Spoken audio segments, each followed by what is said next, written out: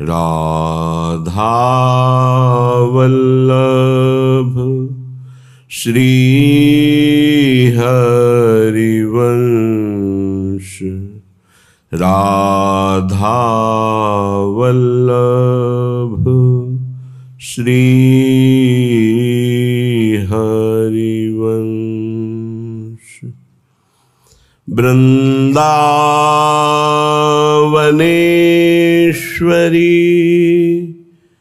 तवैव पदारविन्दम्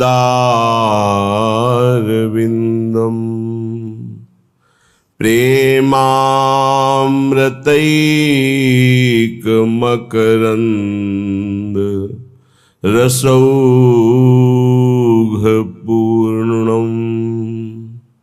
हृद्यर्पितं मधुपतेः स्मरतापमुग्रम्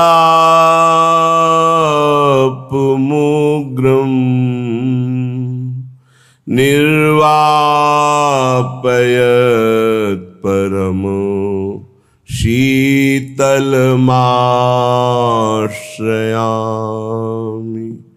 परम शीतलमाश्रयामि।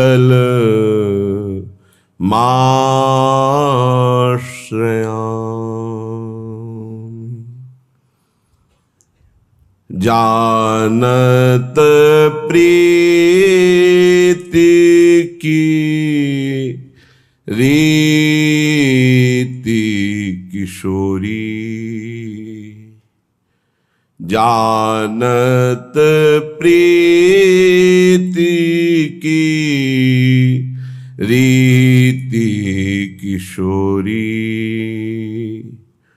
कोमल चित्त कृपालु करुणानिधि, सदै हृदय ब्रज गोरी, सदै हृदय ब्रज गोरी। जानत प्रीति की रीति किशोरी। ताको त्यागी विषय मन दीन्हो,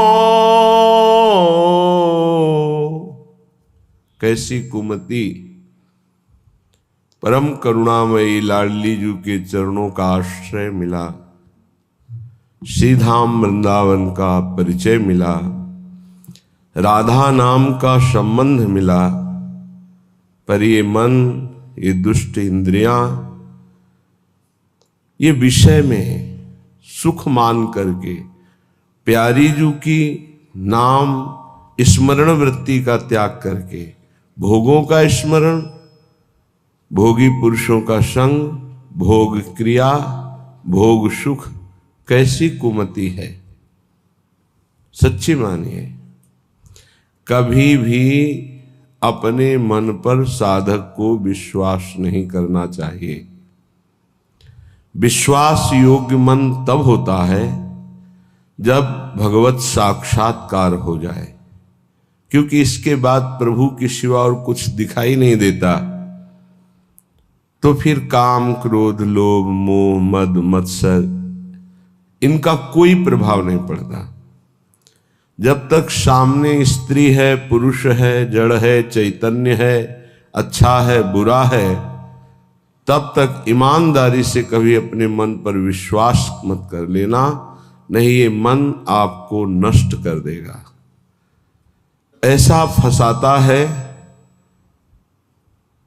कि फिर उस बंधन से मुक्त होने की हिम्मत नहीं रह जाती उपासक में। वो साहस नहीं कर पाता कि मैं विषय के बिना अब कैसे जीवित रह पाऊंगा। और ऐसी करुणा हमारे ऊपर हुई, हमें मानव देह मिला, बड़ी दुर्लभ बात श्री धाम वृंदावन आने को मिला, श्री धाम वृंदावन की महिमा सुनने को मिली, अद्भुत प्यारे जू के हृदय में गुप्त रहने वाले गोरे चरणारविंद की शरणागति मिली, प्यारे जू की रसेंद्री जिस राधा रस का रसास्वादन करती है वो राधा नाम मिला, फिर भी हम गंदे विषयों का चिंतन, गंदे विषयों की भोगने की प्रवृत्ति। भूरी सखी कह रही हैं, ताको त्यागी विषम मन दीन हो, जीवन यो ही गयो री, जीवन यो ही गयो री। कोटिक भांति कुकर्म कमाए, छीन नहीं नाम जप्योरी, छीन नहीं नाम जप्योरी। जानत प्रीति की रीति किशोरी। ये मन पूरे जीवन भर फंसाए रखता है। ये भोग लिया, ये भोग लूं, ये देख लिया, ये देख लूं, ये सुन लिया, ये सुन लूं, बार बार वही। कभी तुम्हें मन पे गुस्सा नहीं आता कि इस दुष्ट मन को अब जलने दिया जाए? इतना प्यार मन से है कि मन की जलन बर्दाश्त नहीं। मन जहां जलने लगे तो बस फिर कुछ नहीं, कोई नहीं। मन को इतना दुलार, अरे उस दुष्ट को जलने दो, वो जल करके निर्विकार होगा। पर इतना तदात्म मन से है कि मन की जलन हम स्वयं में मान लेते हैं, और जहां स्वयं में मन की जलन माना तो मन हमें गुलाम बनाकर मनमानी आचरण कराता है। सच्ची मानिए, इसी के कारण भगवत साक्षात्कार नहीं हो पाता। नहीं, हम पर जितनी कृपा है इससे तो कई बार भगवत साक्षात्कार हो जाए। इतनी अपार कृपा है कि कई बार भगवत साक्षात्कार हो जाए, पर हमारा दुष्ट मन, हमारी ये इंद्रियां बोले ताको त्यागी। ऐसी करुणामयी ललित किशोरी को त्याग करके मन विषयों में, गंदे विषयों में, घृणित विषयों में कैसे समझावे इस दुष्ट मन को? मलमूत्र के द्वार इस शरीर को प्रिय मानकर इन्हीं शरीरों में सच्चिदानंद सुख की खोज कर रहा है। बड़ी दुर्गति का विषय है। कोटिक भांति कुकर्म कमाए। एक एक क्षण हमारा बड़ा कीमती है। जो क्षण गया वो नहीं आएगा दोबारा जीवन में, माइनस होता चला जा रहा है। हमारी जितनी श्वासें प्रतिपल हम घाटे में चले जा रहे हैं, माइनस होती चली जा रही। मृत्यु नजदीक आ रही है। कमाई की तरफ ध्यान ही नहीं दे रहे, गंवाते चले जा रहे हैं। कोटिक भांति कुकर्म कमाए, यह है गंवाना। श्वासों को गंदे चिंतन में, गंदे आचरण में समय व्यतीत किया, अपने जीवन को, अमूल्य जीवन को नष्ट कर दिया। छिन नहीं नाम जप्योरी, एक क्षण भी शांत चित्त होकर राधा राधा राधा राधा कभी नहीं जपा। पर हे किशोरी जी, आप तो प्रीति की रीति जानने वाली हैं। जैसा भी हूं, मैंने अपने जीवन को आपके चरणों में समर्पित कर दिया। कुकर्मी हूं, पापी हूं, नीच हूं, पर लाडली जो आपका हूं। प्यारी मैं तो तिहारी दासी, तरसत अज हूं दरस की प्यासी। प्यारी मैं तो तिहारी दासी, बार बार लोचन अकुलावे, मन अधीर नहीं धीरज आवे। अब तो देहु कृपालु किशोरी, सहज कृपा कर कुंज खवासी। प्यारी मैं तो तिहारी दासी, मैं हूं तो आपकी दासी, पर इस काम ने, इस क्रोध ने, इस लोभ ने बलात् मेरे हृदय पर अधिकार करके मनमानी आचरण करा लिए। हे मेरी लाडली, हे मेरी प्रियाजू, अब तो कृपा करो, मैं जैसी भी हूं आपकी हूं। लाडली, मेरे नेत्र कहीं न कहीं तो ये चाह ही रहे हैं कि एक बार आपका साक्षात्कार करें। हे स्वामिनी जी, आप तो सहज कृपालु हो, तो आप कृपा करके अपनी रूप माधुरी का एक बार नेत्रों को पान करा दीजिए, तो मेरा मन, मेरी चित्त, मेरी एक एक वृत्ति आपकी दासी हो जाएगी। प्यारी जो, आप कृपा करके इनको अपनी सेवा में रख लीजिए, मन को, बुद्धि को, चित्त को, अहम को। मेरे बस के नहीं कि मैं आप में लगा पाऊं, आप कृपा करके अपनी रूप माधुरी के द्वारा इनको आकर्षित करके अपनी सेवा में लगा लीजिए। हे मेरी प्रिय सखी, मुझे सबसे बड़ा सुख मिलेगा निस दिन बदन सरोज निहारो, सहज रूप पर तन मन वारो। लाडली, आपका रूप ऐसा है कि अखिल लोक चूड़ामणि मदन मोहन श्री लाल जो महाराज अपने मन को खो दिए आपके रूप में, फिर मेरा मन क्या है? हे किशोरी जी, आप अपने रूप के प्रेम जाल में मेरे मन को फंसा लीजिए। मेरा तन, मेरा मन ये आपका है। अगर अब ये काम क्रोध आदि कहीं ले जाते हैं तो आप देखो, मेरी सामर्थ्य नहीं कि मैं इनको रोक सकूं। सपने हूं और न देखो हूं को, ऐसी कृपा कर दो। वैसे तो मैं देख रहा हूं कि जागृत स्वप्न में कोई भी मेरा सहयोगी नहीं है। कैसे? जो है वो सब गिराने वाले हैं, सजाने वाले नहीं हैं। मान लेना हमारी बात। इस सृष्टि में जो दोस्ती करेगा वो तुम्हें चढ़ने से गिरा देगा। चढ़ाने वाला दोस्त तो केवल भगवान ही है, या भगवान का निज जन प्रेमी है, जो झुक करके गिर करके कहता मेरे ऊपर पैर रखो, चढ़ जाओ परम पद में। वो तो केवल भगवान का भगवत प्राप्त महात्मा ही हो सकता है, अन्यथा नहीं। अन्यथा तो चढ़ते हुए का पैर पकड़ के घसीट के गिरा करके उसे अपने अनुकूल बना लेना, ये माया के पार्षदों का कार्य है।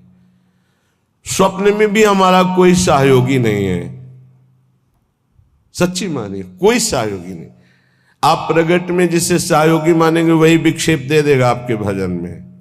ये गांठ बांध ले साधक कि स्वप्न में भी कभी किसी को अपना न मान ले कि ये मेरा प्रिय है, नहीं तो वही तुम्हारे जीवन का घातक चिंतन वाला बन जाएगा, तुम्हारे चिंतन में बाधा पहुंचा देगा। ये माया पहले झुक के आती है, क्योंकि अगर सीधे युद्ध का चैलेंज दे के आवे तो साधक कभी परास्त ही नहीं हो सकता, क्योंकि भगवत पार्षद है। साधक जब मारा गया तो दया में मारा गया। इन शब्दों को बहुत ध्यान से सुनना। ये सत्संग है भगवत प्राप्ति के लिए, चाहे गृहस्थ साधक हो या विरक्त साधक। कभी माया ऐसे चैलेंज करके नहीं आती संतों के पास, साधकों के पास, भक्तों के पास, क्योंकि जानती चैलेंज करने पर इनका स्वामी खड़ा हो जाएगा, और स्वामी साथ खड़े तो वो दासी है माया, सामने टिकेगी नहीं, भाग जाएगी। वो बड़ी चतुरता से आती, प्रवीणता से झुक के आती है और झुका के रौंद के जाती है। ये लिख लो कागज में, चाहे दिमाग में लिख लो। झुक के आती है और झुका के रौंद के रुला के फिर उन संतों का अनुभव निकलता है। स्वप्न में भी कभी किसी को अपना ना माने। यहां जीवन में ये बात लिख लेनी चाहिए। ये अनुभव की बात है। विक्षेप त्रिभुवन में कोई नहीं डाल सकता। विक्षेप वही डाल सकता है जिसको अपना माना है, बस। वो चाहे वस्तु हो, चाहे व्यक्ति हो, चाहे स्थान हो, जिसे अपना मान लोगे वही तुम्हारे भगवत चिंतन में बाधा खड़ी कर सकता है, अन्यथा किसी की ताकत ही नहीं है। और हम अपना कब किसको मानते हैं? जब कोई झुक के रो के आता है तो दया से द्रवित होकर के जे भी उसे स्वीकार करता है तो उसकी दया का दुरुपयोग करके रौंदते रौंदते उसे भगवत विमुख करने की पूरी चेष्टा की जाती है। ये माया है। इसलिए असंगोहम पुरुषः, जिसने ये ब्रह्म सूत्र अपने जीवन में धारण किया, ये हम बहुत चूक की बात बता रहे हैं। दया बिना साधु कसाई, दया करी तो आफत आई। जीवन में ये अनुभव की बात बता रहा हूं। जब कभी चूक हुई है तो दया के कारण हुई है, और जब कभी कोई विघ्न साधना में पड़ता है तो साधु की दया उसे फंसाती है। इसलिए वो दया जो हमारे प्रभु के चिंतन में बाधा पहुंचा दे, कभी नहीं। दया दूर से करनी चाहिए। उपदेश कर दे भगवान नाम वाणी लीला का और छोड़ दे। पर होता क्या है, ये समर्थों को उपदेश दिया जाता है। जिनको अपने बल से उठाकर भगवत प्राप्ति करानी होती है, उनको उपदेश नहीं दिया जाता, उनको गोद में लेके चला जाता है। पर ऐसे गोद में लेकर चलने के लिए चाहे अपनी दुर्गति हो जाए पर उनकी दुर्गति ना होने पावे, ऐसा स्वभाव संतों का, तो उनको दुख भोगना पड़ता है। यद्यपि उनकी महानता है पर उनको दुख भोगना पड़ता है। ये संसार उनको रुलाता है, ये संसार उनको पीटता है, ये संसार उनको मारता है, संसार उनके शरीर को नष्ट कर देता है। कितने उदाहरण हैं। अगर साधक निर्विघ्न परमात्मानंद में स्थित होना है तो दया किस पे करनी है? किसी पे नहीं। क्यों? क्योंकि सब भगवान का स्वरूप है। हम खुद दया के पात्र हैं। सब हम पर दया करें, हाथ जोड़ के तृणादपि सुनीचेन तो निकल जाओगे।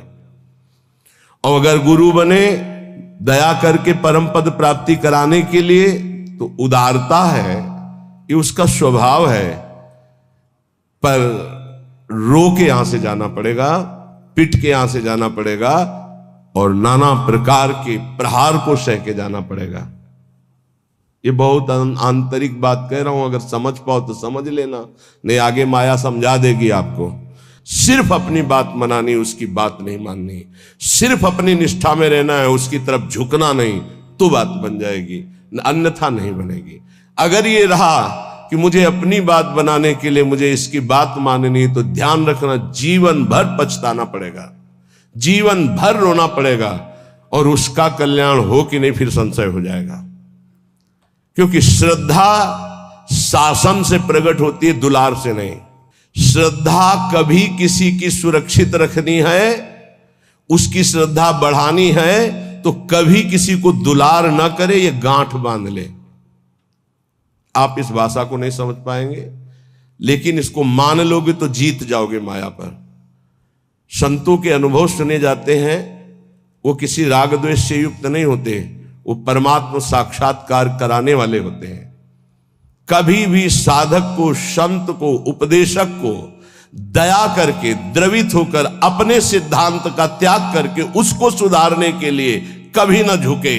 अगर अपने सिद्धांत से उसका उद्धार होता है तो ठीक है, अपने सिद्धांत को त्याग दिया तो जीवन भर पश्चाताप रहेगा और सामने वाले का उद्धार नहीं हो सकता। ये खूब सूक्ष्मता से रात रात भर भगवत चिंतन करके उसका अनुभव कि उपासक की ये गलती हो जाती है।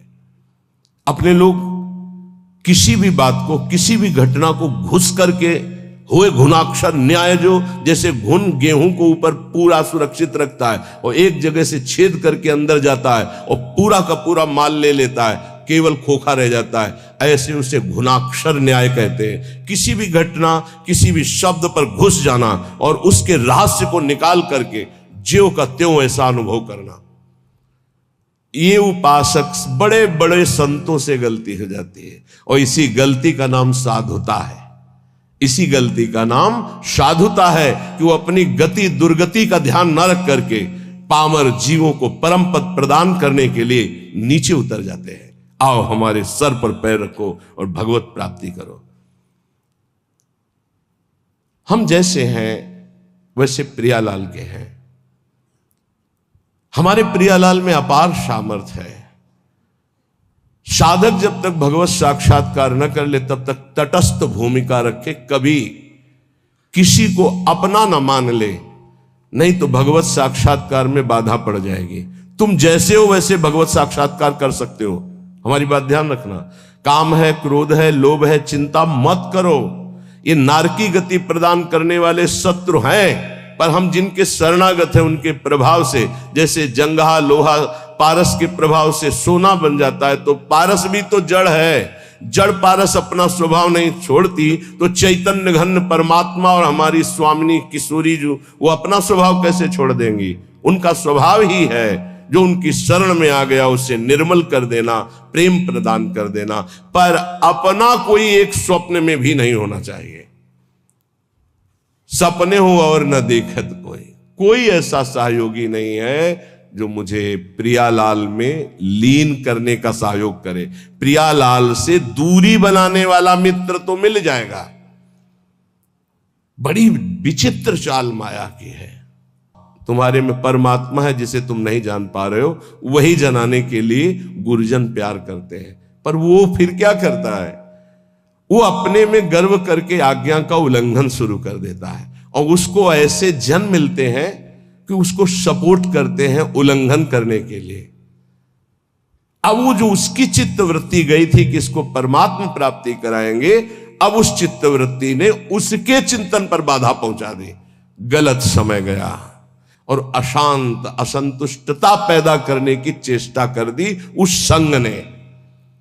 इसलिए साधु को, साधक को, भक्त को सदैव असंगता पर ध्यान देना चाहिए। या तो सुलझा हुआ व्यक्तित्व साधुता का, उसका संग, तद्व्रतेषु जो भगवत प्राप्ति करना ही चाहता है ऐसे का संग, अन्यथा सर्वात्मना न विसजित बहिरिंद्रियाणि एकश्चरण। एकश्चरण कभी सपन में भी न सोच ले कि मेरा परमार्थ का कोई सहयोगी हो जाएगा।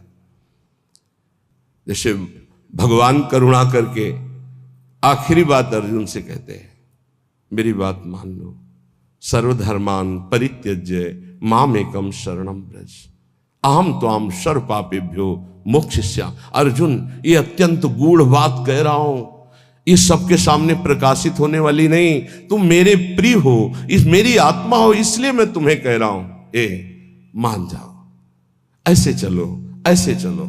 तब तुम्हें पश्चाताप होगा जब अटैची तैयार करोगे और सामने से ट्रेन छूट गई। ये एक ही बार ट्रेन मिलती जीवन में, परम पद के लिए एक ही ट्रेन है, सद्गुरुदेव की कृपा। जब तुम याद करोगे और तैयारी करोगे, तब गाड़ी तुम्हारे सामने से छूट चुकी होगी।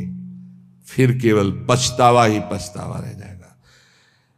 एक हवा आती है जैसे अभी चली है, मान लो हमारी बात मान लो, हम खोल के कह रहे हैं, खुला कह रहे हैं, ये हवा आई है तुम्हारे कल्याण के लिए। ये केवल हवा है, अनुग्रह की वायु है, अनुग्रह की वायु, केवल कृपा वायु। जो इस वायु में पड़ जाएगा वो निकल जाएगा। और ये ज्यादा दिन के लिए अनुग्रह वायु नहीं होती। जैसे पछियाव चला, उसका अलग प्रभाव, पश्चिम की वायु चली, उत्तर की वायु चली, दक्षिण की, हर वायु का अपना प्रभाव है। ये अनुग्रह वायु है, ज्यादा दिन नहीं रहती अनुग्रह वायु, ये ध्यान रखना। जहां विशेष अनुग्रह वर्षा होती है वहां ज्यादा दिन नहीं होता, वो तत्काल ढका जाता है, क्योंकि कलयुग और माया दोनों का भी प्रभाव बढ़ना चाहिए। और जब तक अनुग्रह वायु रहेगी तब तक ये बढ़ नहीं सकते, इसलिए उस अनुग्रह वायु को ढका जाता है, या तो कलंक के द्वारा और या तो आयु पूरी करके। जितने बड़े महापुरुष हैं वो कम अवस्था में पधार गए। आद्य गुरु भगवान शंकराचार्य जी, बड़े बड़े महापुरुषों को देखो। आपको स्पष्ट कह रहा हूं, मानो तो मानो, नहीं तो ट्रेन छूटी। ये केवल अनुग्रह वायु, केवल अनुग्रह वायु, चीख के कह रहा हूं, पकड़ लो, पकड़ लो, नहीं बाद में केवल हाथ मलते रह जाओगे। केवल कृपा ही है, कृपा। ये शरीर नहीं बोल रहा है, पकड़ लो। ये केवल कृपा है जो तुम्हें भगवत प्राप्ति कराने के लिए। रोज हम एक संकेत दे रहे हैं, अगर पकड़ पा रहे हो। कल कहा था सबकी वर्दी तैयार है, केवल आपको अपने तन का ये जो कपड़ा है इससे प्यार हटा दो जितनी जल्दी, पोशाक बनी बनाई तैयार है, भाव दे कि तुम्हें तत्काल मिल जाएगी गुरु प्रसाद से। नाम लिख चुका है, पोशाक नप चुकी, बन चुकी है, बस इंतजार तुम्हारे इस शरीर रूपी वस्त्र के राग का त्याग करने का है और उसकी तैयारी हो रही है। उसकी तैयारी तुम केवल सहयोग कर दो। लेकिन नहीं, ये मलिन मन, ये मलिन इंद्रियां बस इसी शरीर को मैं मानकर भोगों में सुख के लिए, वो इसी से प्यार, इसीलिए बहुत दूर नगरी नजर आ रही नहीं, बहुत नजदीक दिखाई दे रही है।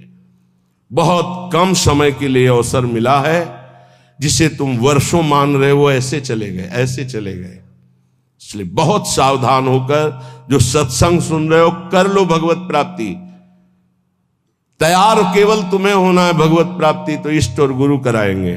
केवल तैयारी तुम्हारी है। अगर चूक कर गए, आपसे सच्ची कह रहे हैं, इस समय इसमें कोई जीवात्मा नहीं बोल रही। तुम ये बात समझ लेना।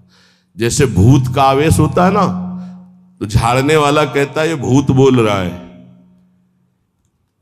इसमें गुरु कृपा से परमात्मा तत्व बोल रहा है। अगर तुम पकड़ पाओ तो पकड़ लो। खुला तुम्हारे कल्याण की बाजार लगी है, ये बाजार लग गई कल्याण की। इसमें कोई साधक नहीं बोल रहा है, इसमें कोई जीवात्मा नहीं बोल रहा है। ये हम इसलिए परिचय दे रहे, पकड़ पाओ तो पकड़ पाओ। वो स्वयं बैठ करके तुम्हारे कल्याण के लिए कर रहा है। उसे, ये केवल ढांचा तुम एक व्यक्ति का देख रहे हो, तुम्हारे कल्याण के लिए वो केवल बोल रहा है।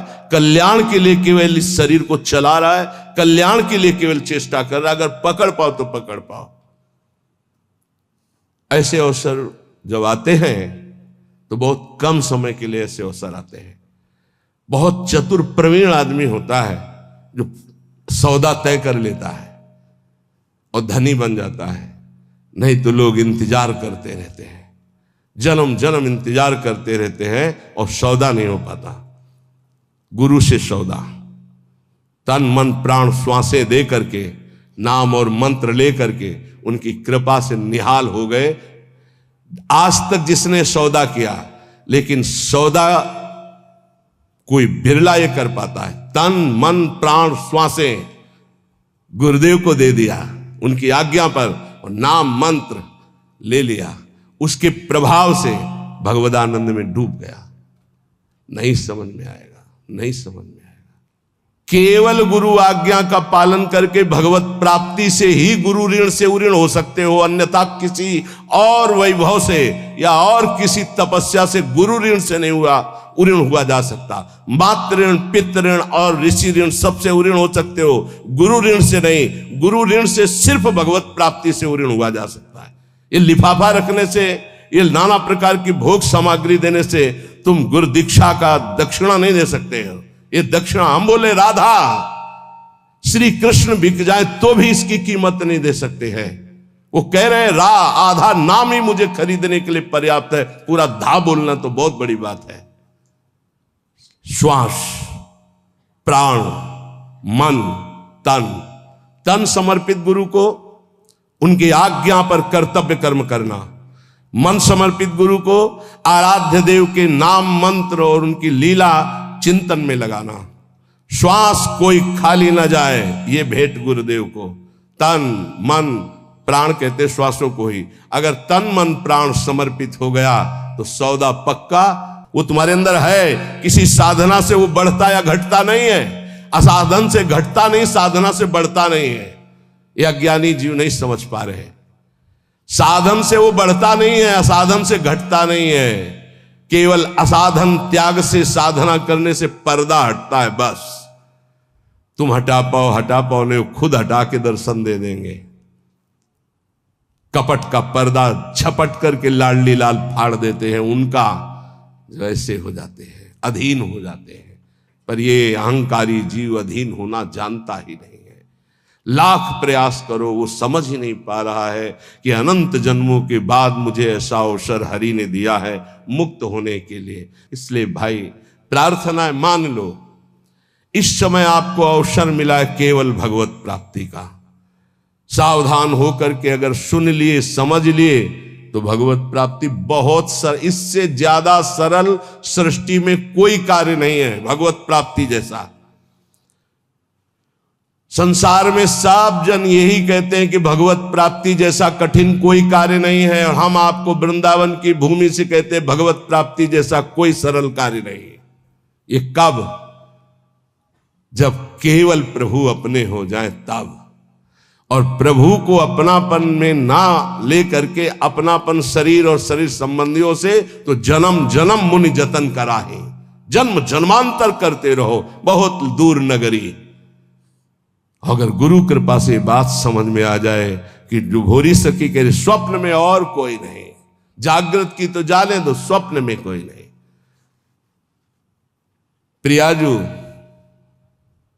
हमें कहीं अब और ठौर नहीं है, आपके सिवा कोई और नहीं है। हो गई भगवत प्राप्ति, आप देख लेना। जैसे छोटा बच्चा जरा सा विचलित होता है तो मां दौड़ पड़ती गोदी में ले लेती है, ऐसे हमने श्री जी को देखा है। जरा सा शारीरिक या मानसिक बात हो तो तत्काल लाडली जो मुस्कुराती हुई, उनके प्यार, उनको बुलाना नहीं पड़ता, उनके प्यार उनके दुलार को देखना है तो उनके सिवा किसी और को अपना मत मानना, कोई और है ही नहीं। पर अब आप माने हुए हो और किसी और को मत मानना, जिसे और मानते हो उसे अंदर से राग हटा दीजिए, फिर देख लो हमारी लाडली जू का प्यार कैसा।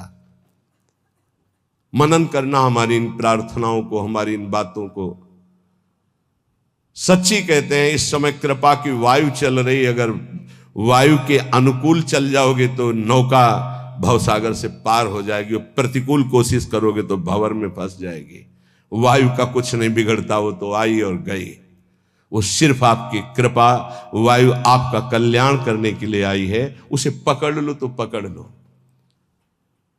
अर्जुन से साक्षात भगवान कह रहे हैं कि मेरा अवतार ही इसीलिए होता है, धर्म की स्थापना और अधर्म का जो बढ़ावा करने वाले हैं उनका विनाश। समझो। फिर इसके बाद तो प्रश्न ही नहीं होना चाहिए था जब अर्जुन को परिचय दे दिया कि मैं कौन हूं, मैं किस लिए आता हूं। अब इसके बाद परिचय जब प्राप्त हो गया तो फिर प्रश्न कैसा रहा, लेकिन नहीं सही ढंग से सुना तो दिखाना पड़ा। दिखाने के बाद भी प्रश्न बंद नहीं हुआ, नहीं वही बंद होना चाहिए था। जब जान लिया त्वमादि देवा पुरुषा पुराणा तुमस्य विश्वस्य परम निधानम वेतासि वेद्यम परमम च धाम त्वया ततम विश्वमनंत रूपम, जब जान लिया तो प्रश्न कैसा बन सकता हो। ये उन्हीं अर्जुन जी के वचन है, त्वमादि देवा पुरुषा पुराणा तुमस्य विश्वस्य परम निधानम वेतासि वेद्यम परमम च धाम त्वया ततम विश्वमनंत रूपम। प्रभु मैं देख रहा हूं, वायुर्मोग्निर्वरुणा शशांका प्रजापतिस्त्वं प्रपितामहश्च नमो नमस्तेस्तु शास्त्र कृतव्या पुनरस्य भूयोपि नमो नमस्ते। अब प्रश्न कहां रह गया, लेकिन फिर भी प्रश्न हुआ। सर्वतो भावेन एक बात कह करके भगवान ने विश्राम की, सर्वधर्मान परित्यज्य मामेकम शरणम व्रज। बहुत प्यार से कही। सब कुछ समझाने के बाद भी यदि ये समझ में नहीं आता तो फिर अभी भगवान के द्वारा वो विधान नहीं बना जिस विधान के लिए अनुग्रह वायु तुम्हें प्रेरित कर रही है। नहीं तो मान जाओ, इसमें तुम्हें मानना होगा। ये तुम्हारी तरफ से, प्रभु की तरफ से तो पूरा प्रवाह आ रहा है कृपा का।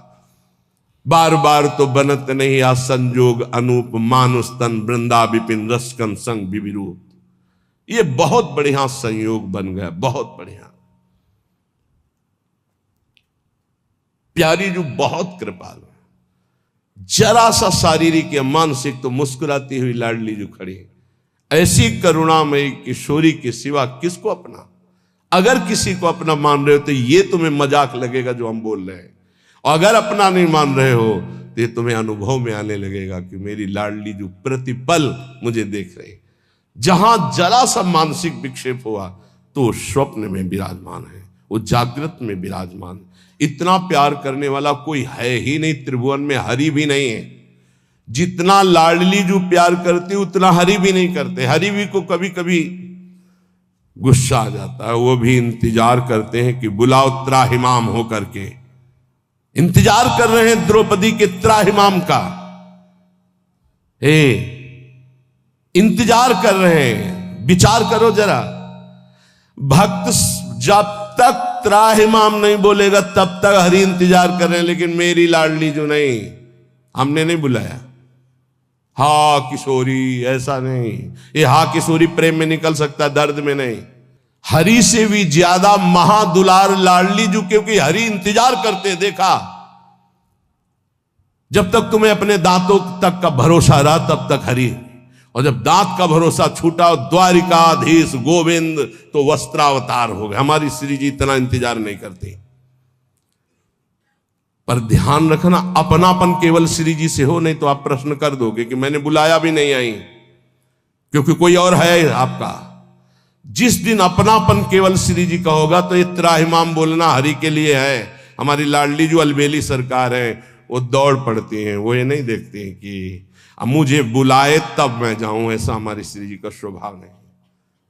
धन्य धन्य धन्य तेई जे इनके उपासी है, वही धन्य धन्य धन्य आपके आगे लगने वाला है, यदि आप अपनापन समेट कर हमारी महारानी जी से कर ले। मान लीजिए और कोई नहीं, हरि ही महारानी जी बने, पर बस समझ ला है, हरि ही परशुराम है और हरि ही राम है, तो बड़ा अंतर है।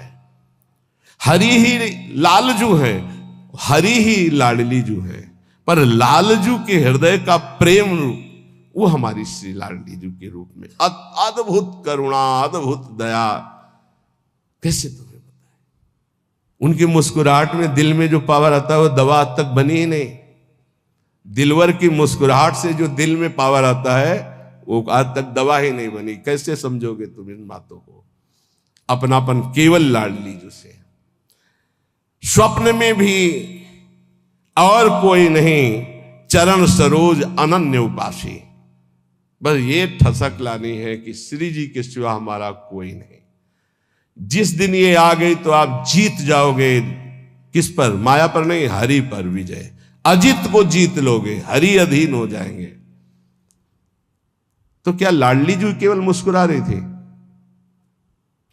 तो राधा संग बिना नहीं श्याम जी कहां थे? श्याम सुंदर कहां थे? तो श्री जी सामने से मुस्कुरा रही थी, लालजू पकड़े हुए बैठे थे।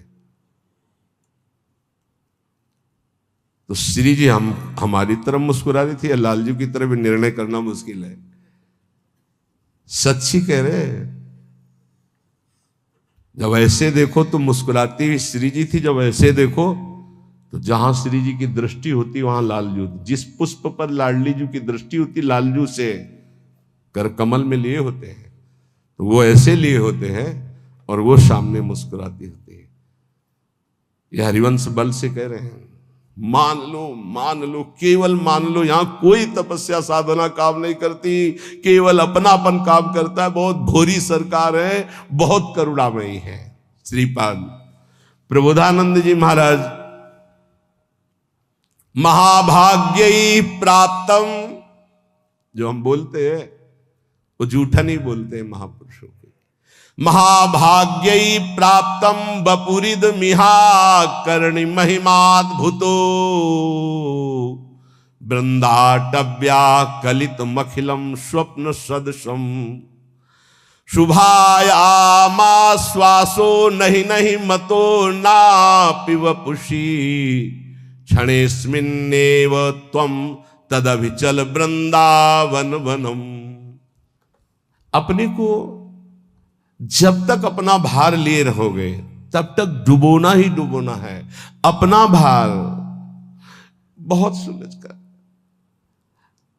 हरिराम व्यास जी कहते हैं, डारी भार पे भार व्यास दास अब प्रगट बखानत। कैसे बखानत? अरे डर लग जाएगा कि अपने अनुभव की बात कहेंगे तो रुक न जाए, छुप न जाए। व्यास दास अब प्रगट बखानत, डारी भार पे भार। भार में झोंक दिया पूरा भार, डारी भार पे भार। परम धन राधा नाम आधार। महापुरुषों के वचनों को समझो। अपने मुख से अपनी बात कहना निषेध कही गई, लेकिन कहत से श्री हरिवंश बल, हरिवंश भरोसे भये निडर और नित गरजत हरिवंश बल। महाभाग्य ही प्राप्तम, महाभाग्य उदय हो गया तुम्हें, ये जो सौभाग्य प्राप्त है। बपुरिद मिहाकर्ण महिमाद्भुतो वृंदाटव्या कलित मखिलम स्वप्न सदृशम। ए भाई, मनुष्य देह प्राप्त करके जो प्रियाजू की शरण में तुम आ गए हो, वृंदावन का दर्शन मिल रहा है, हरिवंश शरणागत हो, लाडली जू के शरणागत हो, श्यामा श्याम के शरणागत हो, महाभाग्य ही प्राप्तम, ये महाभाग्य से प्राप्त होता है। अद्भुत महिमा में तुम जुड़ चुके हो श्री जी की। कलित मखिल स्वप्न सदस्यम, यहां जो तुम देख रहे हो संसार में घर परिवार, ये स्वप्न के सदस्य है। जिसे तुम महाभाग्य नहीं समझ पा रहे हो वो है श्री जी की शरणागति। और जिसे महाभाग्य संसार में समझा जाता है, सांसारिक उन्नति, घर मकान रुपया पैसा, कह रहे हैं कलित मखिलम स्वप्न सदृशम शुभायामाश्वासो।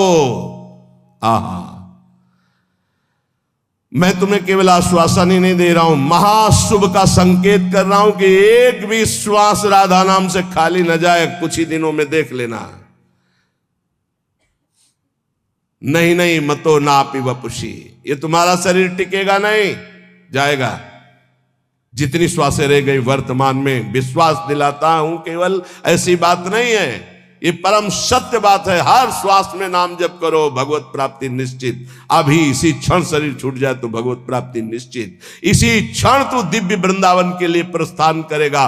क्षणेस्मिन्नेव त्वं तदभिचल वृंदावनम दिव्यम, इसी क्षण तू दिव्य वृंदावन में प्रवेश पा जाएगा। यदि एक श्वास में बोला राधा और शरीर छूटा तो गया दिव्य वृंदावन। इसलिए विश्वास ही केवल नहीं दिला रहा हूं, परम सत्य बात कह रहा हूं कि ये संसार स्वप्नवत है। तू महाभाग्यशाली है यदि राधा चरणों की शरणागति प्राप्त कर ली और हर श्वास में राधा राधा जप रहा है। भ्रातर यही निमीलितासि नयने तत्र क्वा कांतात्मजो। ये थोड़ी देर सोचो, मरने जा रहा हूं, सोचो। सुबह सुबह ऐसी बातें करते हैं मरने की। सुबह सुबह हमें लगता है कि अगर सुबह सुबह ये दिमाग में डाल ले तो दिन भर खूब भजन होगा। इसी से तो भजन होता है। यही तो भजन नहीं होने देता जीने की आशा, भोगने की आशा, प्रियजनों के बीच में रहने की आशा, यही भजन नहीं होने देता। भ्रातर यही निमीलितासि नयने, जब तुम्हारे नेत्र मुंदने का समय आएगा उस समय को थोड़ा अभी ला के देखो। कौन है तुम्हारा? ए देखो अभी आ, चलो। अब मकान छूट रहा है, पत्नी छूट जाएगी, पुत्र परिवार सब छूट रहा है। थोड़ी देर देखो, घबरा जाओगे, अभी घबरा जाओगे। अगर पहले से ही तैयार थे तो घबराओगे नहीं, आनंद आएगा कि हाँ हमारी तैयारी फिट है। तैयारी क्या है? हर श्वास राधा राधा और गुरु प्रदत्त नाम। ये राधा राधा गुरु प्रदत्त है। कौन गुरुदेव है इसके देने वाले? स्वयं किशोरी जी हैं। राधे विष्टम संप्रदाय करता आचार्यो राधा मंत्रदा सदगुरुश्च मंत्रो राधा। सदगुरुश्च राधा मंत्रो राधा, वही है। इत सजनी से लेकर के अभी तक जितने गुरुदेव वही हैं, वही गुरुदेव के रूप में दे रहे हैं। राधा राधा, बात मान लो। अभी देखो कैसा भय लगेगा। अभी देखो तुम्हारा घर छूट जाएगा, बैंक बैलेंस छूट जाएगा, पुत्र पत्नी सब छूट जाएंगे, शरीर छूट जाएगा। अब जाओगे अकेले, घबराहट पैदा हो जाएगी। तैयारी कर लो। कह रहे विश्वास दिलाने के लिए नहीं कह रहा हूं, सत्य कह रहा हूं। तुम दिव्य वृंदावन में आज अभी इसी क्षण में प्रवेश पा जाओगे यदि अभी शरीर छूट जाए और राधा बोल करके गए। भ्रातो स्वप्राप्त सुहृदगणा क्वच गुणा कुत्र प्रतिष्ठादय। ये तुम्हारे भाईजन, ये तुम्हारे मित्रजन, ये तुम्हारी पढ़ाई लिखाई, ये तुम्हारी प्रभुता, धन, प्रतिष्ठा, ये कोई काम नहीं आने वाली। मरने के बाद कोई काम नहीं आने वाली। ये तुम्हारा कुत्राहम कृतयः अहंकार कि मैं अमुक हूं, मैं अमुक हूं, प्रभुत्व, बड़ी महिमा है तुम्हारी संसार में। धन विद्याद्यस्ततः सर्वत, ये धन, ये विद्वान, विद्वता, ये सब किस काम में आएगी? स्वम निर्विद्य संविद्य किम नु चल चलस्यद्यैव वृंदावनम। मेरी बात मान जा, आज ही कदम बढ़ा और वृंदावन में आके सत्संग सुन, यहाँ की रज में लौट और राधा राधा राधा फिर चाहे जा रहे, निरंतर नाम जप कर, निश्चित निश्चित भगवत प्राप्ति हो जाएगी। जब तुम भगवत मार्ग में चलोगे तो रुददपि पितृमात्र बंधु पुत्रादिकम अपहाय निसम्य नारहत दुखते ही, तुम्हारे माता पिता तुम्हारे विरुद्ध हो जाएंगे भगवत मार्ग में चलोगे तो। कोई बिरला ही होता है जो अनुकूल हो जाए। बहुत कठोर हृदय भगवत मार्ग में चाहिए। ममता से लड़ने के लिए कठोर हृदय चाहिए, समता में स्थित होने के लिए सहृदय चाहिए। दोनों बात होना, ये हमारे प्रभु के सद्गुण हैं। कुसुम से भी कोमल और वज्र से भी कठोर, अपने शब्द के लिए कठोर, और ये अपनापन जहां प्रभु में समर्पित हुआ तो सहृदय। इसको समेटो अपनेपन को। रुददपि पितृमात्र, रुददपि यदि वो रो रहे हैं या ऐसी युक्तियां पेश कर रहे हैं, उपासक को चाहिए इस जाल में न फंसे। महाप्रभु चैतन्य देव, बड़े बड़े आद्य गुरु भगवान शंकराचार्य, बड़े बड़े महापुरुषों के जीवन चरित्रों में दे पाया गया कि केवल वही घर में थे, केवल वही। लेकिन प्रभु के विधान को मानकर मंगल में संन्यास धर्म का अवलंबन लेकर छोड़। सची माता ने तो यह भी कहा था कि बेटा पानी की तो बात जाने दो, अगर हम मरना चाहें तो कोई जहर देने वाला भी नहीं। विष्णु प्रिया तो अभी नवीन बालिका है और मैं वयोवृद्धा हूं, और जानते हो तुम्हारे सिवा कोई है। तो उनका माँ श्री कृष्ण मुझे प्रेरित कर रहे हैं, हम मैं रुक नहीं सकता, आपको अनुमति देना होगा। ऐसे भगवान शंकराचार्य जी ने कहा, मां भगवान शंकर प्रेरणा कर रहे हैं, मुझे सन्यास लेना ही होगा। तो उनका बेटा मेरा तो कोई नहीं है, ना कोई और पुत्र है, ना तेरे पिता है, कोई नहीं है और केवल तू ही है। उनका मां बिना अनुमति के सन्यास लिया नहीं जाता, और आपकी अनुमति अनिवार्य है, तो क्या आप मुझे अनुमति नहीं देंगी? तो बेटा कैसे दे सकते हो? तो चलो माँ गंगा स्नान करने चलते। गए तो वो तो महायोगी थे, मगरमच्छ प्रकट कर दिया। बोले माँ मुझे मगरमच्छ खा रहा है। अरे बोले बेटा मैं वृद्धा हूं, कैसे बचा सकती हूँ? बोले सन्यास की अनुमति देके कह दो सन्यास। बोले बेटा मगरमच्छ से तो अच्छा है तुम जिंदा रहो, सन्यास ले लो। अनुमति हो गई, मगरमच्छ चलता ध्यान हो गया।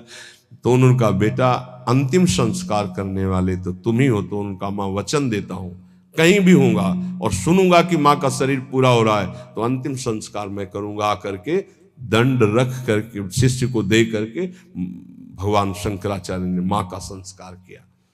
रुददपि पितृ मात्र बंधु पुत्रादिकम अपहाय निशम्य नारहदुक्तिये। कोई युक्ति तुम्हें भगवान मार्ग से विमुख न कर पावे। बड़े प्रलोभन, बड़े भय, कमर कस के चलना इस मार्ग में। श्रीपाद कह रहे हैं, हृदय परम कठोरताम दधानो द्रुत मवलोकय कृष्ण केलि कुंजम। हृदय परम कठोरताम, इस मार्ग में चलने वाले को हृदय को बहुत कठोर रखना पड़ता है। और कठोर ऐसा जैसे नारियल, अंदर एकदम कोमल, बाहर एकदम कठोर। बाहर नारियल जैसा रहे ना, नारियल को देखते हो जटा, फिर कठोरता उसकी खप्पर की, और अंदर देखो बड़ा मुलायम मीठी गरी। ऐसे संत होते हैं, हृदय से एकदम कोमल, बाहर से एकदम कठोर, उनको जल्दी कोई पहचान नहीं सकता। हृदय परम कठोरताम दधानो द्रुत मवलोकय कृष्ण केलि कुंजम। यदि तुम मेरी ये बात मान गए और हृदय को कठोर कर लिया और ममता का त्याग करके निरंतर भजन किए, तो इसी जन्म में तुम श्री कृष्ण केलि कुंजम, श्री कृष्ण केलि कुंजम क्या, राधा केलि कुंजम, हाँ श्री राधा केलि कुंजम प्रवेशम, प्रवेश हो जाएगा श्री जी की केलि कुंज में। ये संपूर्ण वृंदावन राधा केलि कुंज है, प्रियालाल की केलि कुंज है। मान जाओ, हम ये नहीं कह रहे कि हमारे भाव कहने का कि आप सन्यास ले लो, नहीं ये कह रहे। हृदय को मोह ममता रहित करके उन्हीं के बीच में रखकर उनकी सेवा करते हुए खूब भजन करो। बोले तुम क्यों नहीं किया? हमारे भाग्य में लिखा था। ये तुम्हारे लोगों के भाग्य में लिख दिया है। किसने लिखा है? ब्रह्मा ने नहीं लिखा, गुरु ने लिखा है। ये ब्रह्मा के लिखे भाग्य से नहीं। कुंडली देख लो अपनी, निकलवा लो कुंडली, उसमें लिखा हो कि बाबा जी बनेगा तो हमें बताना। ये गुरु भाग्य बदल दिए।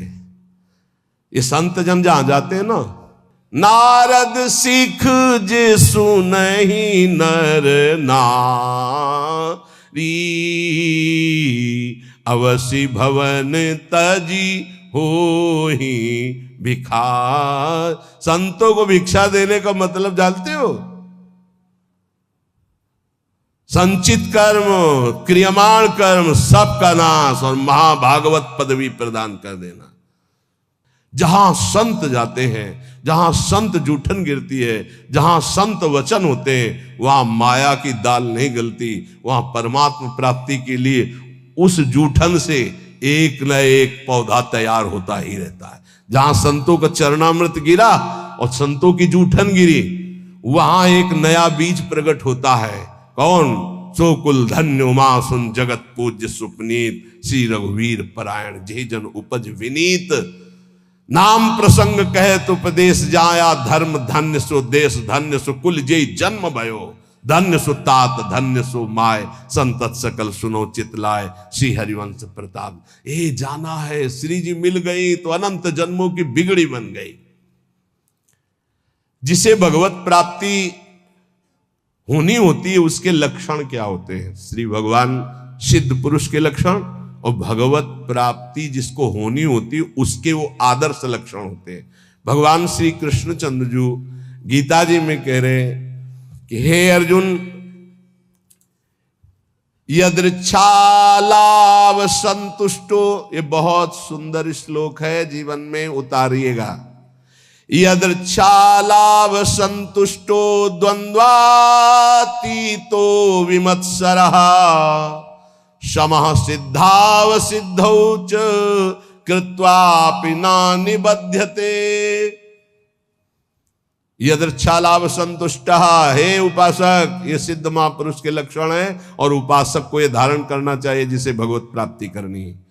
यदृच्छालाभ संतुष्टः, हम जो साधना कर रहे हैं, चाहे गृहस्थ धर्म से युक्त होकर चाहे विरक्त धर्म से युक्त होकर, यदृच्छालाभ संतुष्टो, अब भगवान की इच्छा से सुख दुखे समय कृत्वा लाभालाभो जया जयो, जय हो या पराजय, लाभ हो या हानि, सुख हो या दुख, संतुष्टायेन केनवा, मुझे संतुष्ट रहना, प्रसन्न रहना है सुख और दुख में, लाभ और हानि में, जय और पराजय में। ये हमारी साधना की कसौटी है।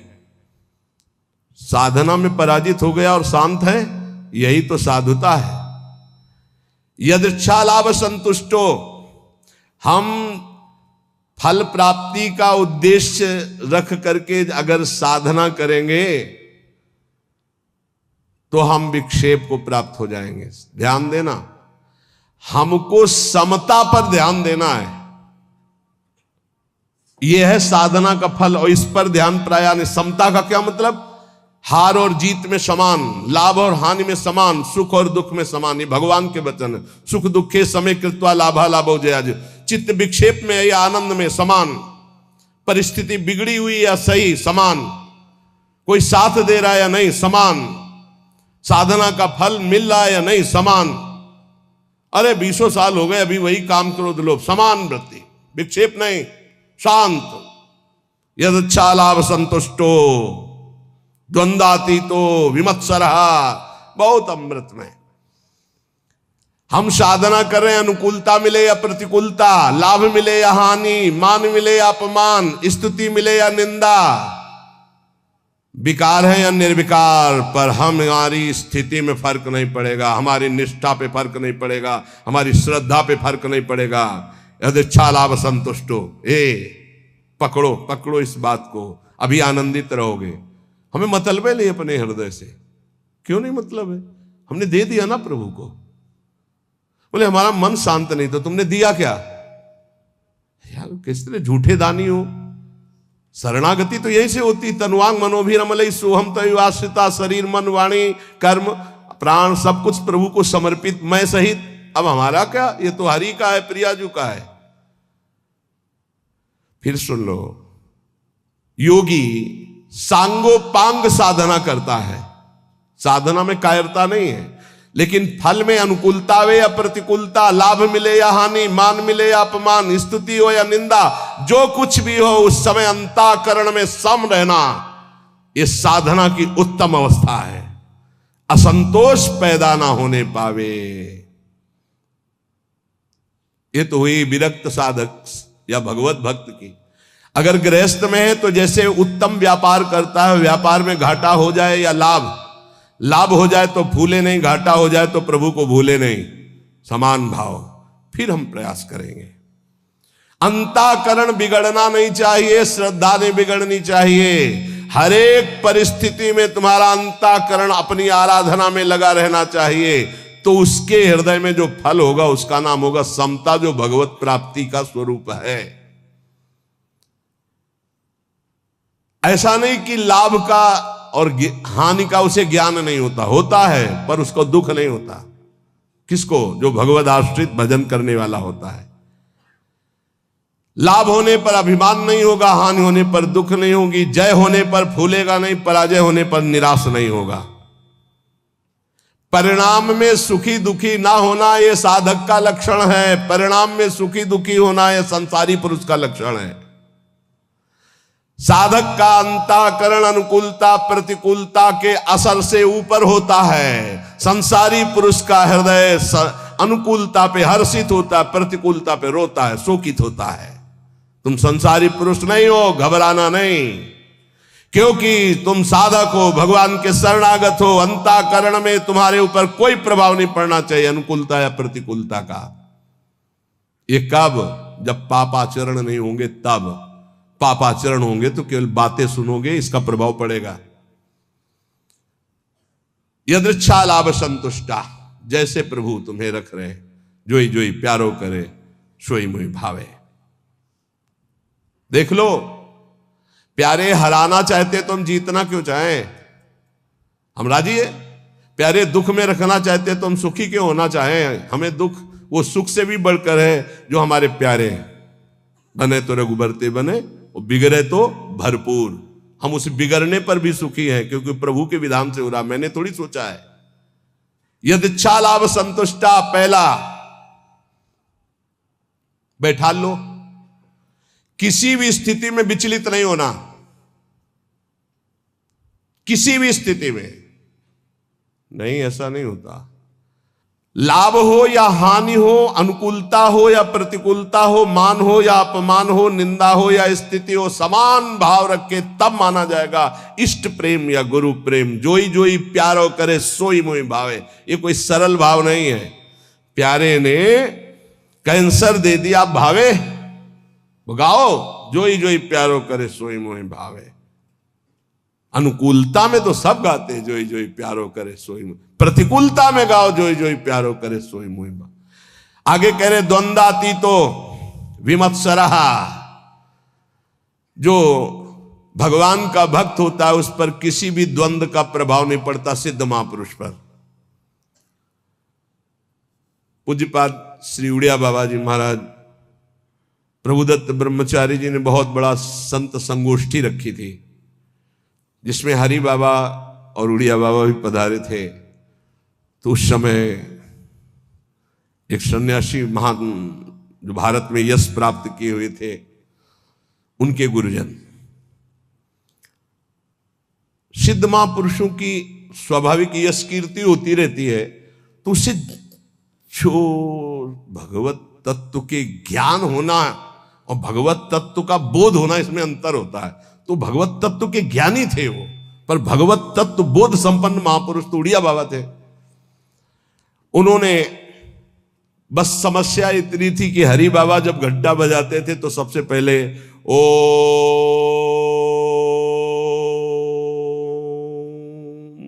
नाद करवाते। तो इसका विरोध हुआ कि ये केवल अमुक ही बोल सकते हैं, हर वर्ण के नहीं बोल सकते हैं। उड़िया बाबा से कहा गया कि आप वहां बैठे हैं, आप इसका विरोध क्यों नहीं करते? तो उड़िया बाबा ने कहा हरि स्वयं हरि हैं, हरि बाबा स्वयं हरि हैं, वो जो कुछ करते हैं सब परम धर्म है, हम उनका विरोध नहीं कर सकते। इसी बात को लेकर के बाबा की बहुत निंदा की भरी सभा में बाबा बैठे थे, पद्मासन लगाए। बाबा के बड़े बड़े व्याकरणाचार्य, बड़े बड़े ब्रह्मबोध संपन्न महापुरुष संग में रहते थे उड़िया बाबा के। वो खड़े हो गए बड़े ज्ञानी जन और कहा कि बाबा की तरफ देख के बाबा सबको बैठा लिया और बैठे रहे आधा घंटे। खूब वो माइक मिल गया था तो खूब फराटेदार श्लोक और बार बार उड़िया बाबा का नाम ले लेकर उड़िया बाबा की निंदा, और कोई निंदा के चांस नहीं थे इसी व्यवहार को। सन्यासी होकर के ऐसा विरोध नहीं करते, ऐसा ऐसा ऐसा। बाबा जब संपन्न हो गई निंदा तो उठे और अपनी कुटिया में आ गए। सब शिष्य जन जो और मित्र जन जितने थे सब, बाबा आपने रोक क्यों दिया उनके, तो हम मुख बंद कर देते, ऐसी नहीं। बोले देखो यही सत्संग सुना तुमने, यही आज तक हमारे संग का फल रहा कि तुम उनका मुख बंद कर। देखो वो जो निंदा कर रहे हैं सही कर रहे हैं, शरीर धर्म को लेकर के अगर निंदा कर रहे हैं तो बहुत सही बोल रहे हैं, और आत्मस्वरूप को लेकर कह रहे हैं तो जो वो आत्मा है वही आत्मा है, अभेद है, वो अपने आप की अपनी निंदा कर रहे हैं, तो हमें क्या परेशानी है, क्योंकि आत्म तत्व तो एक है। और शरीर की निंदा तो शास्त्र करते हैं, हम करते हैं, वो भी कर रहे हैं, क्या परेशानी है? कोई समझ, कोई क्षोभ नहीं निंदा का। द्वंद्वातीत तो ये तो सिद्ध पुरुष के लक्षण होते, साधक को ऐसा ही होना चाहिए। अगर हमारी कोई निंदा करता है तो हमको बिल्कुल ऐसे रहना है जैसे कोई हमारी प्रशंसा करे तो हम कैसे रहते हैं। प्रशंसा में हम तटस्थ रहते हैं, हृदय में हर्ष नहीं होने देते, तो निंदा में हमें तटस्थ रहना, हृदय में शोक नहीं होने देना। ये द्वंद्व है, निंदा और स्तुति। ऐसे ही मान अपमान में, ऐसे ही अनुकूलता प्रतिकूलता में, ऐसे ही सुख दुख आदि में, तो ऐसे ही जन्म मृत्यु में आप द्वंद्वातीत अवस्था को प्राप्त हो जाएंगे।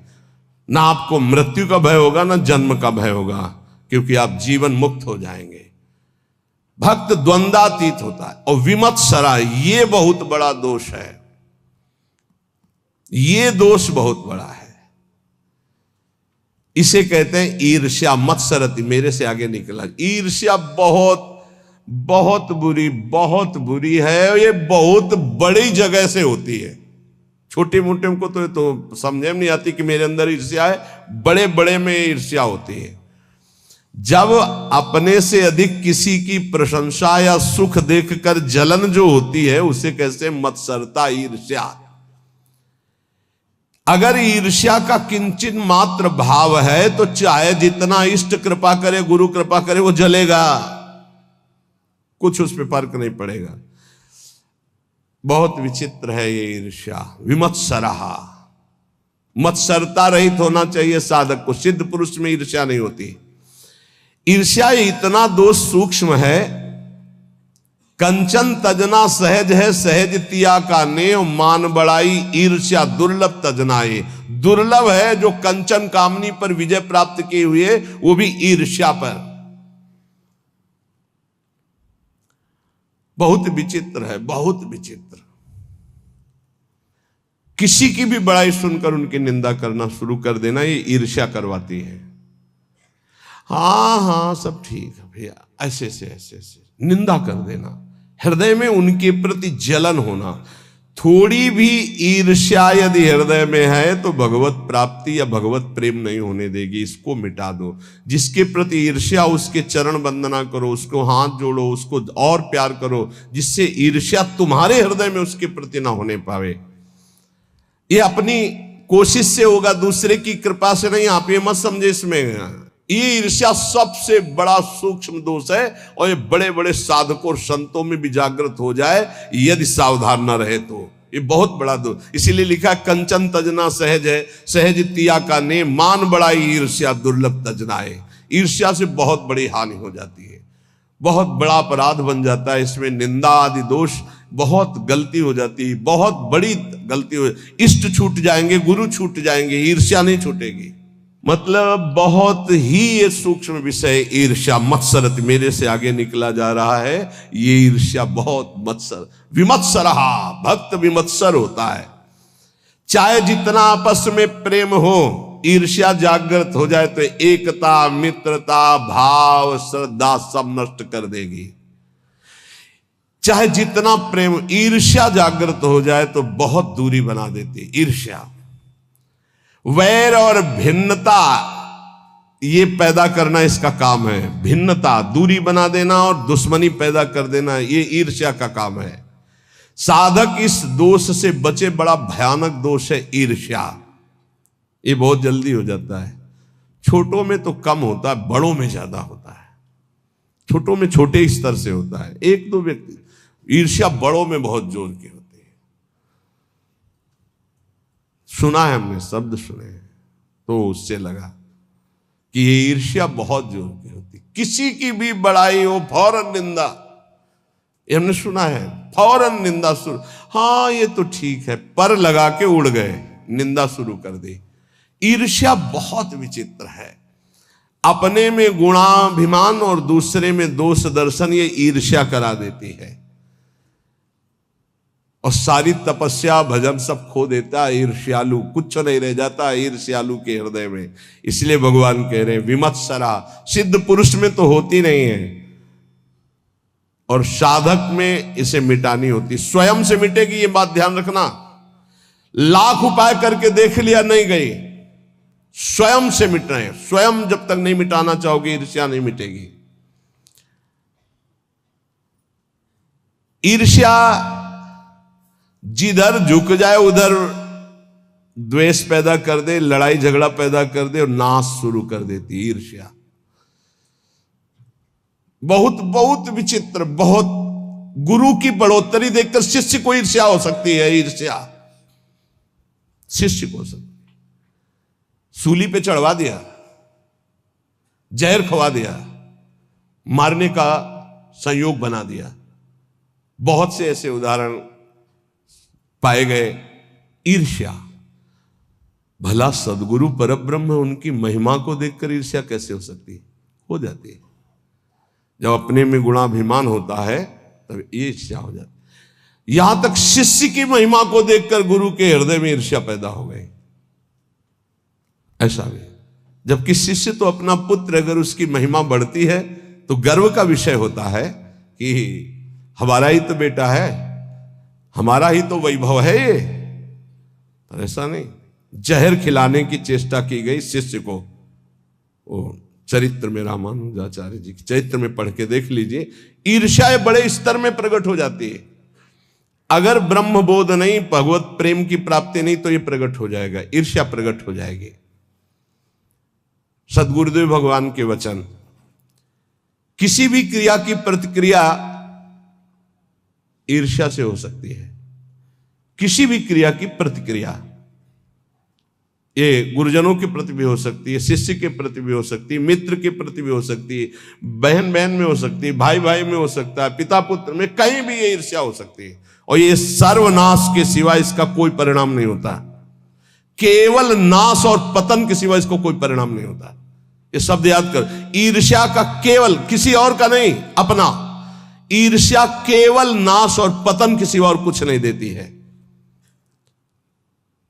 इसलिए सुखपूर्वक संसार बंधन से मुक्त होने के लिए इस ईर्ष्या का अवश्य त्याग करें। श्री भगवान आगे कह रहे, क्षमा सिद्धाव सिद्धौ च।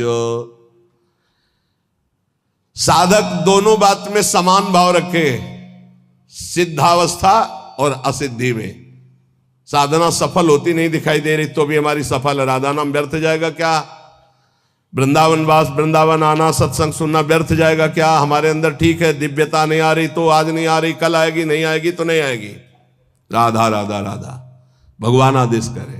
क्षमा सिद्धाव सिद्धौ च, कह रहे यदच्छालाव संतुष्टो द्वंद्वातीतो विमत्सरा समा सिद्धाव सिद्धौ च कृत्वापि न निबध्यते। हम अपनी साधना को ठीक तरह से कर रहे हैं, अगर हमारे अंदर निर्विकारता नहीं आई, दिव्यता नहीं आई, चमत्कार नहीं आई, तो मुझे बिल्कुल निराश नहीं होना है। आज नहीं आई तो जाएगी कहां?